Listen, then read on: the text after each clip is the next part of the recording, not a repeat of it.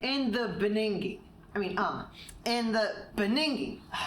At the the start. Oh man, let's see, how does it go? Way back when I was just a little bitty boy. Oh wait, no, that's my humorous. Great, now I'm gonna lose. This sucks. But wait a minute, I forgot. The entire reason I'm here today is to be a loser. And I'm gonna show you how to take the L. I'm gonna show you how to tape the L. Today, I'm here to be a loser. So I just want all of you to just go ahead and call me the worst speech tonight, so then I'll be a loser.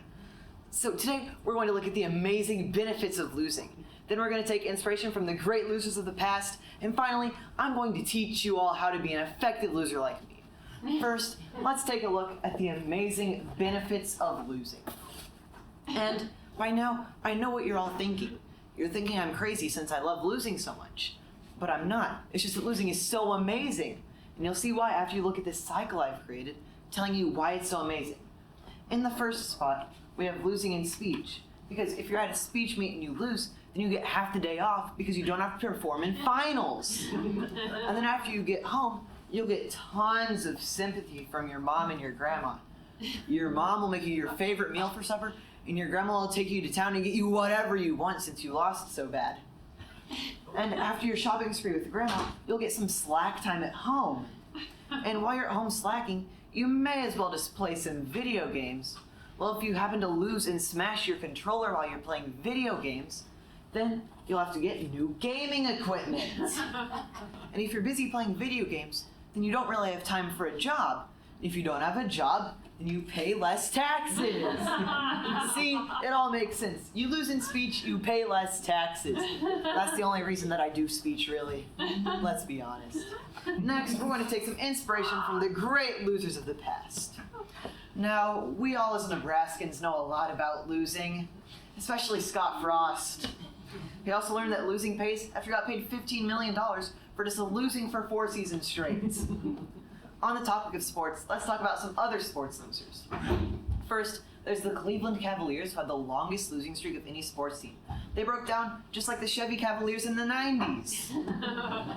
Next, we have the Chicago Cubs. It took them 100 years just to win 1 World Series, and I don't hate them because I'm a Cardinals fan. Next, we have the Pittsburgh Pirates, who lost the first World Series. They think a pirate can play baseball? They have swords, not bats. They'll just cut the ball in half. Next, we have the Kansas City Chiefs, who lost the first Super Bowl. I was kind of hoping they would lose this one too, because I don't have some good jokes. But then they won, so I can't make any good jokes about them losing. Finally, we have the Chicago Stags, who lost the first NBA Finals. They think a deer can play basketball? What a joke. Next, let's take a look at some losers in politics. First, we have Al Gore, who lost the 2000 presidential election by 1 electoral college vote. How hard is it to really get 1 vote? Next, we have Donald Trump. Now look, I'm not personally calling him a loser. I'm just saying he's a loser because he lost to an old man with dementia. And finally, we have Hillary Clinton.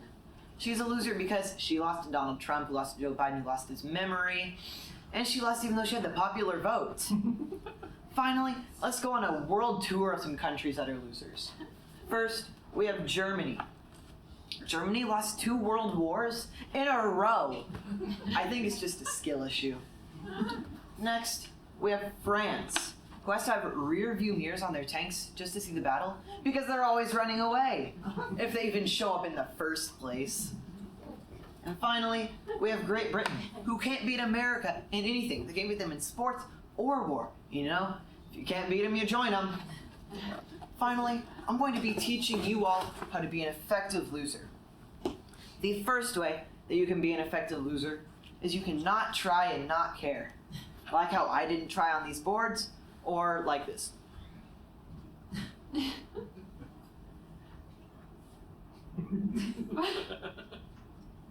Oh, you want me to keep going? Fine, I'll keep going.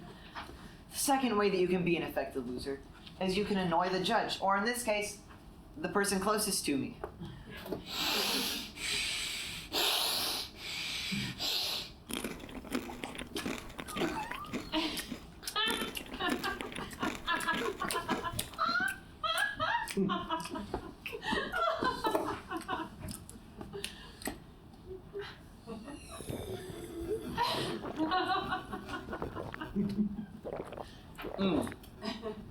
I love snacks.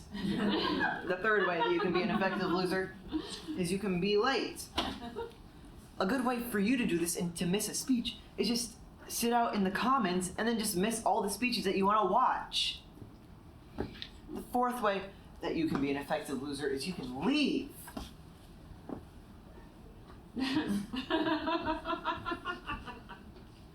Not so fast. You have to keep listening to me losing. And the final way that you can be an effective loser is you can lose weight. And I know that I could do some of that after I ate those 12 pounds of concessions food this year. Today, we looked at losing. First, we looked at the amazing benefits of losing. Then we took inspiration from the great losers of the past. And finally, I taught you all how to be an effective loser like me. So, I hope that you take this advice on losing to heart. And in case you enjoyed, I'll be giving a 6-hour-long speech on how to become a professional loser after the round. And if you missed that or you enjoy it so much, I've created a business called Lessons on Losing, aka LOL. And I've created a business card for it. And all you have to do is add me on one of these, and I'll be able to personally teach you how to be a loser. It's that simple.